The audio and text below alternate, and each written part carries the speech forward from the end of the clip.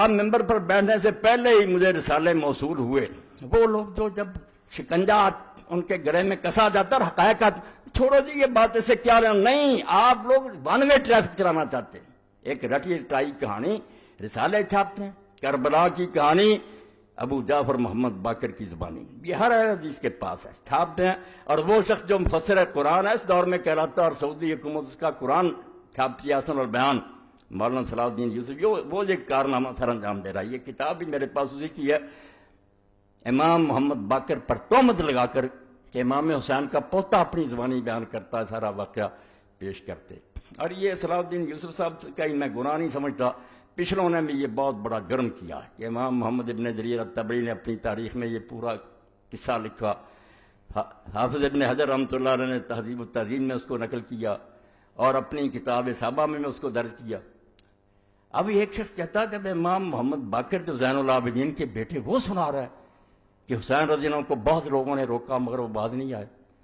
راستے میں جب ان کو پتا چلا کہ مسلم ابن عقیل شہید کر دیے گئے ہیں تو انہوں نے لوٹنے کا ارادہ کیا، چچا زاد بھائیوں نے ضد کی کہ نہیں ہم تو انتقام لے کے لوٹیں گے، اس لیے امام حسین بھی مجبور ہو گئے کہ تمہارے بغیر تو کوئی مزہ نہیں زندگی کا، ان کی ضد کی وجہ سے آگے چلنا پڑا، اور بعد میں جا کر وہاں منت سماجت کرتے رہے کہ 3 شرطیں مجھے یزید کے پاس بھیج دو، بھائی میں اس کے ہاتھ میں ہاتھ رکھ دیتا ہوں۔ یہ کہانی یہ لوگ لکھ لکھ کر اور امام محمد باقر کا نام لے کر شائع کرتے ہیں۔ اب ہر شخص کہتا ہے یار جب ان کی پوتے کہہ رہے ہیں تو حقیقت اس جہاد کی کچھ بھی نہیں، یہ کہہ دیں آپ نادانی اور بے وقوفی سے مارے گئے ہیں، ورنہ اس کا کوئی جہاد سے تعلق ہی نہیں، نہ یہ کوئی شہادت ہے، وہ تو جان بچانا چاہتے تھے، کہتے لے چلو مجھے میں یزید کے ہاتھ میں ہاتھ رکھ دیں۔ یہ سب باتیں آپ پڑھتے بھی ہیں سنتے بھی ہیں، اور تاریخ جو ہے زیادہ سے زیادہ مہربانی کرتی ہے کہ کوفہ کے کچھ لوگ سے بے ایمان اور بددیانت انہوں نے امام حسین رضی اللہ عنہ کو خط لکھے، امام ان کے ورق میں آ گئے، ان کے دھوکے میں آ گئے، بعد میں راز کھلا کہ یہ تو سب مکار اور فریبی ہیں، پھر آپ پچھتاتے رہے۔ نتیجہ کیا نکلا؟ کچھ بھی کہ امام حسین رضی اللہ عنہ انہوں نے نتیجہ یہ نکالا پوری کتاب میں رسومات محرم الحرام اور سانحہ کربلا کہ امام صرف فوت ہوئے ہیں ایک اپنی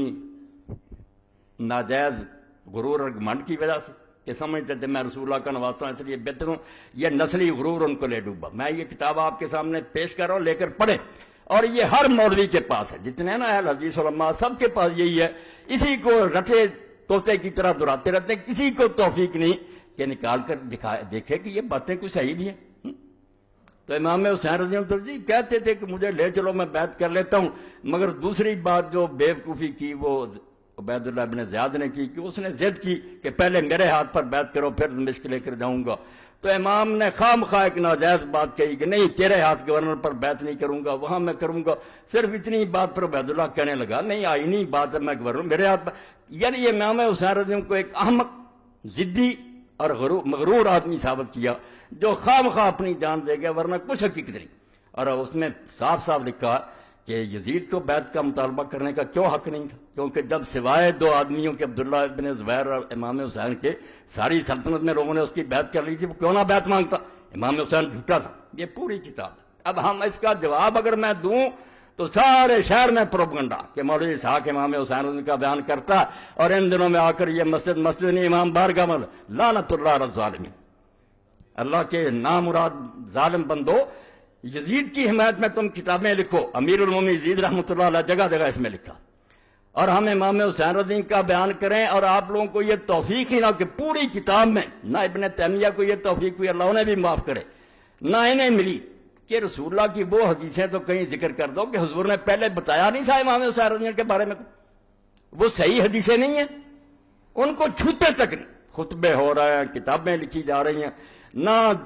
کئی تنظیموں کے سربراہ میں ان کا نام کہہ لوں وہ بھی لکھ دیتے ہیں سانحہ کربلا، کوئی نہیں یہ اٹھا کر دیکھتا کہ تاریخ کی جھوٹی روایتیں، یہ جو میں نے لکھ دیا کہ محمد باقر رحمۃ اللہ علیہ کی زبانی، اس کے بارے میں تو آپ سمجھ لیں کہ جہاں جہاں یہ لکھی ہے بالکل جھوٹ کا پرندہ، اس میں زکریا بن یحییٰ ضریر مجہول ہے، اور آگے چل کر جس نے یہ کہانی گڑھی ہے خالد بن عبداللہ الکسری، مکہ معظمہ میں بدقسمتی سے جو لوگ گورنر رہے ہیں ان پر پوری ایک کتاب ہے غایۃ المرام، اس میں اس کے حالات پڑھیں، اور امام ذہبی جو لکھتے ہیں کہ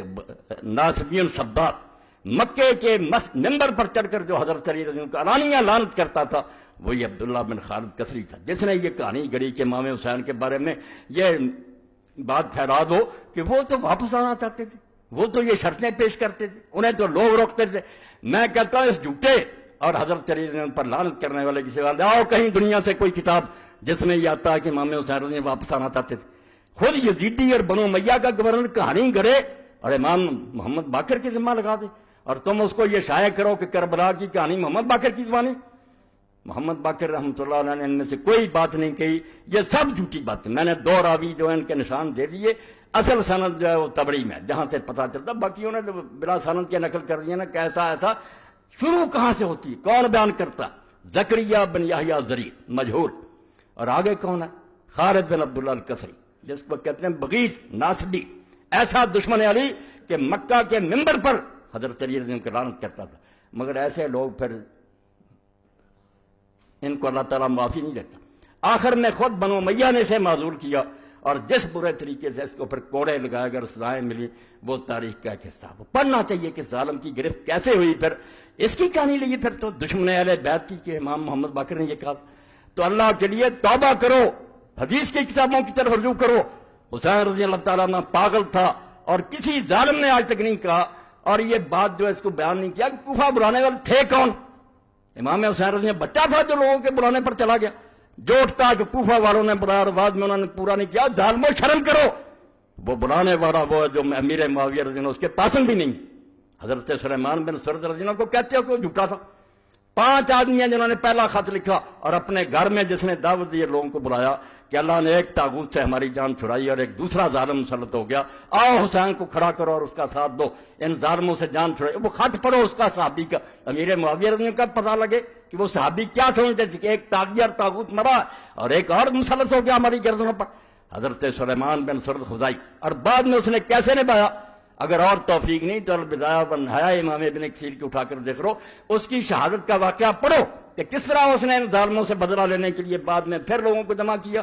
کہ ہم وقتی طور پر ٹھیک ہے دب گئے۔ عبید اللہ ابن زیاد نے دھوکے سے شہر پر قبضہ کر لیا، کرفیو نافذ کر دیا، ہمارے لیڈر گرفتار کر لیے، ہم مدد نہیں کر سکے امام حسین رضی اللہ کی، مگر یہ الزام ہم پر آ گیا کہ ہم نے بلایا تھا۔ بالکل صریح جھوٹ، کوفہ والوں نے کوئی دھوکہ نہیں کیا، ان میں سے کوئی جھوٹا نہیں تھا، وہ سارے امام حسین کے رضی اللہ تعالیٰ عنہ کے والد کے فدائی تھے۔ اور حضرت سلیمان ابن سرد رضی اللہ صحابین جلیلا نبیذا فاضلا، جن کی شہادت کے واقعات لکھا اور امام نے لکھا کہ شہید ہو گیا، اللہ ان پر بے شمار رحمتیں کرے، اس کو ظالموں بدنام کرتے کہ جھوٹا تھا اور بلا دیا تھا، بدلہ لینے کے لیے اٹھا۔ اس تحریک کو توابون کی تحریک کہتے ہیں۔ 4000 آدمی کربلا میں گئے، امام حسین رضی اللہ کی خبر پر عہد کیا کہ یا بدلہ لیں گے ان ظالموں سے یا اپنی جانیں دے دیں گے۔ عبید اللہ زیاد کے ساتھ پھر مار کے بیچارے مارے گئے، شہید ہو گئے۔ بعد میں بدلہ جس کی قسمت میں تھا، مختار ابن ابی عبیدہ سٹھی، اس نے ایک ایک کا صفایا کیا، شمر اور ابن زیاد سارے جتنے اس کے ہاتھ سے مارے گئے۔ مگر یہ حضرت سلیمان ابن سرد اور ان کے ساتھی جتنے بلانے والے تھے یہ عین الوردہ کے مقام پر شہید ہوئے، اپنی جانیں انہوں نے دے دیا، اپنا وعدہ نبھا دیا۔